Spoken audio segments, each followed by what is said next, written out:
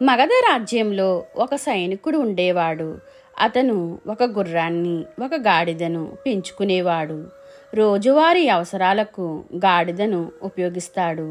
ఎక్కడికైనా దూర ప్రాంతాలకు వెళ్ళవలసి వస్తే గుర్రాన్ని తీసుకుని వెళ్ళేవాడు. కొన్ని రోజులకు గుర్రం, చూసావా, నీతో చాలా చాకిరీ చేయిస్తూ ఉంటాడు, నన్ను ఎప్పుడైనా తీసుకుని వెళ్తాడు అని హేళన చేస్తూ మాట్లాడుతూ ఉండేది. కానీ గాడిద ఈ మాటలను పట్టించుకునేది కాదు. రోజు అడవికి వెళ్ళి కట్టెలను మోసుకుని వచ్చేది. ఇంట్లోకి కావలసిన సరుకులను కూడా తీసుకుని వచ్చేది. అది రోజూ చేస్తున్న పనులను గుర్రం ఎక్కిరిస్తూ ఉండేది. నేను చూడు ఎలా చెట్టు నీడన ఉన్నాను, నువ్వు చూడు అంటూ హేళనగా మాట్లాడుతూ ఉండేది. రోజు దాని మాటలను భరించలేక దానికి ఎలాగైనా బుద్ధి చెప్పాలని అనుకుని ఆ రోజు నిద్రపోయింది. తెల్లవారిన తర్వాత సైనికుడు వచ్చి, లే, మనం పట్నానికి పోయి సరుకులు తేవాలి అని అన్నాడు. అప్పుడు గాడిద, ఈరోజు నేను రాలేను, నా కాళ్ళు బాగా నొప్పిగా ఉన్నాయి, ఈరోజు నన్ను వదిలేయ్ అని వేడుకుంది. సరే అని సైనికుడు ఆ గుర్రాన్ని తీసుకుని పట్నానికి తీసుకుని వెళ్ళి కావలసినవి కొని గుర్రం మీద వేశాడు.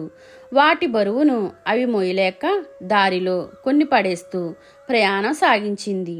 కింద పడేసిన ప్రతిసారి సైనికుడు గుర్రాన్ని కొడుతూనే ఉన్నాడు.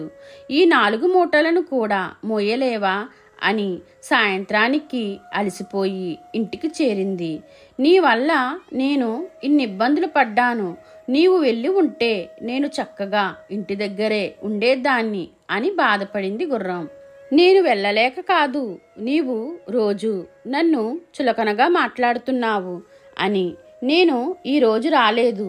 నా మీద ఎంత బరువు వేసినా నేను మోయగలను, కానీ నీవు అలా కాదు. నీవు ఎంత దూరం అయినా పరుగు తీయగలవు, కానీ నేను అలా పరుగు తీయలేను. ఎవరు చేసే పని వారు చేయాలి. నీవు రోజూ నన్ను చులకనగా మాట్లాడుతుంటే నేను ఎంత బాధపడేదాన్నో నీకు తెలియాలి అని ఈరోజు నిన్ను పంపాను అని చెప్పింది. గాడిద చెప్పిన మాటలకు దానికి జ్ఞానోదయం అయింది. ఇంకెప్పుడు నిన్ను చులకన చేసి మాట్లాడను అని చెప్పింది. ఈ రోజు నుంచి ఇద్దరు స్నేహితుల్లా కలిసిమెలిసి ఉన్నారు. మీకు ఈ వీడియో నచ్చితే లైక్ చేయండి, షేర్ చేయండి, కామెంట్ చేయండి, నా ఛానల్ని సబ్స్క్రైబ్ చేసుకోండి.